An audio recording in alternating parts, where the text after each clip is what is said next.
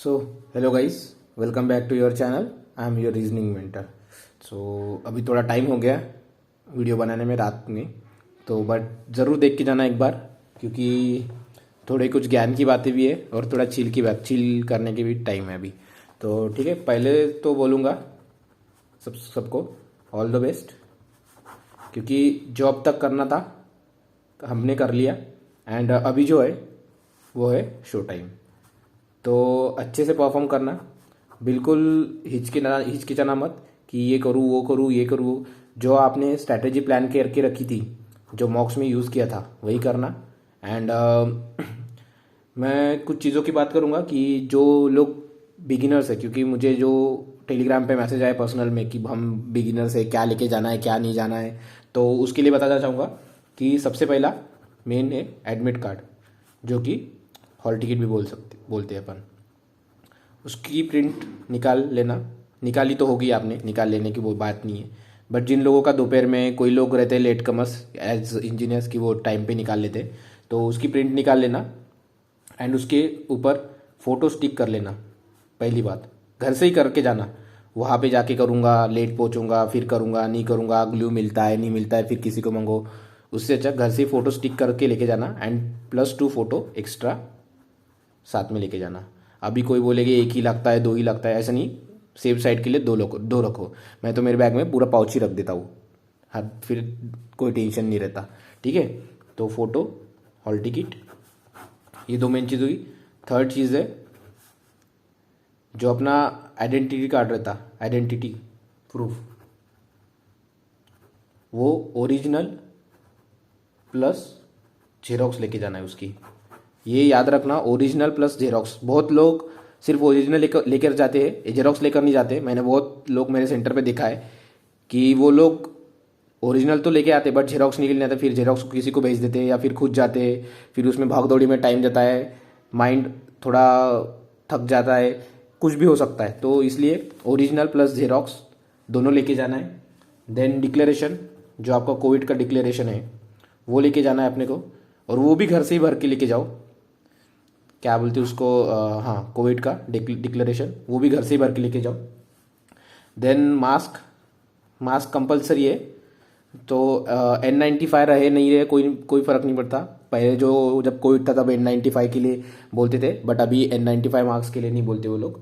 Then pens, सबसे ज़्यादा pens, बहुत लोगों को आदत रहती है एक ही पेन लेके जाने की, तो ज़्यादा रिस्क मत लीजिए। मैं तो बोलता हूँ 2 से 3 पेन लेके जाइए, बचेगी तो आपको ही काम आ जाएगी लेके आने में, वो रिटर्न आने में, या फिर अगर कुछ हुआ तो टाइम में किसी को देने के लिए, क्योंकि बहुत सारे लोग एक ही पेन लेके आते। तो मैं तो बोलूँगा कि आप सेफ साइड में 2 से 3 पेन अपने लिए खुद के लेके जाइए।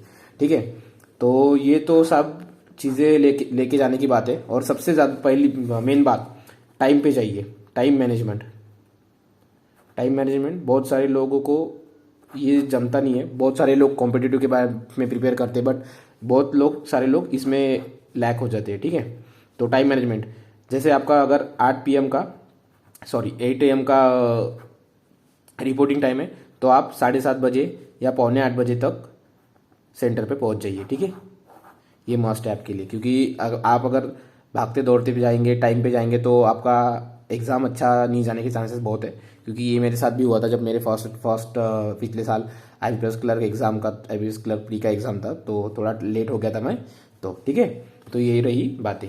अभी बातें करते हैं सेक्शन वाइज कैसे क्या अटेम्प्ट करना है, क्योंकि बहुत सारे लोगों ने तो स्ट्रैटेजी कर देख ली होगी या फिर खुद की स्ट्रैटेजी फाइनल कर ली होगी, बट तो भी एक बार मैं बताना चाहूँगा कि ये अप्रोच से अच्छे से पेपर अटेम्प्ट करके आना। ठीक है, तो पहले बात करते हैं इंग्लिश की। तो इंग्लिश के लिए जो मिसलेनियस है, मिसलेनियस, उसको पहले अटेम्प्ट करना है। उसमें भी अभी क्या आएंगे मिसलेनियस में, मैं बताऊंगा। 10 से 12 मार्क्स के मिसलेनियस तो आ ही जाएंगे। ठीक है, तो उसमें वर्ड रिप्लेसमेंट, फ्रेज रिप्लेसमेंट, ठीक है, column based question, then word swap, incorrect word, या फिर ये वर्ड रिप्लेसमेंट को ही या इनकरेक्ट वर्ड बोलते हैं, तो ये पकड़ के 10 से 12 क्वेश्चंस आ जाएंगे। ठीक है, मेन बची चीज़ RC, 7 से 8 मार्क्स ही आरसी आ जाएंगी, तो यहाँ से 8 मार्क और यहाँ से 10 से 12 मार्क्स, तो ये 20 मार्क्स तो आपको लेने ही लेने हैं। फिर बचा parajumble and cloze test,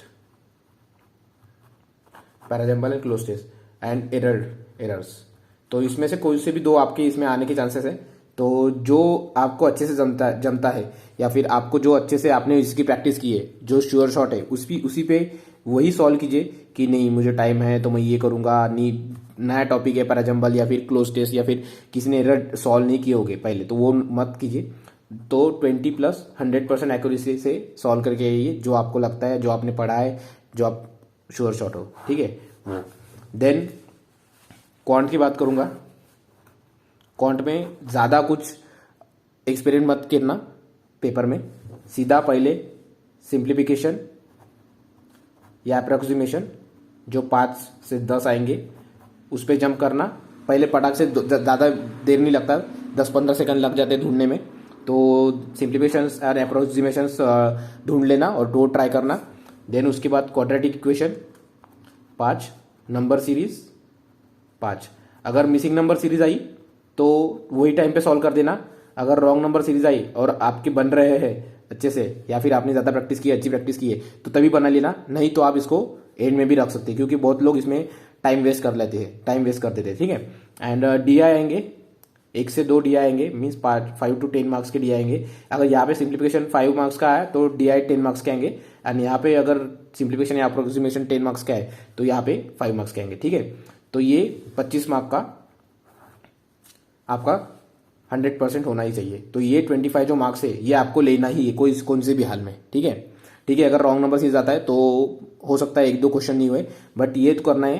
and जो अरिथमेटिक्स है, अरिथमेटिक में भी टाइम बचाना है अपने को, तो इसको हमें 13 से 15 मिनट में मोस्ट प्रोबेबली खत्म करने की ट्राई करना है, ठीक है।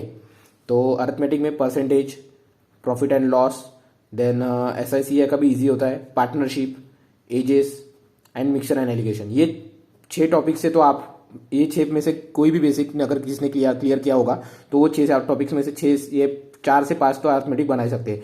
तो क्वांट में आप टारगेट कीजिए 25+। जो बिगिनर है वो 25 या फिर ज़्यादा से ज़्यादा जितना हो सकता है उतना कीजिए। मैं 25-29 नहीं बोल सकता, आप 35 आउट ऑफ 35 भी कर सकते हैं, ठीक है। तो जितना आपसे हो सकता है वो उतना कीजिए। एंड मेन बात, एक्यूरेसी बिल्कुल खराब नहीं होने देना है।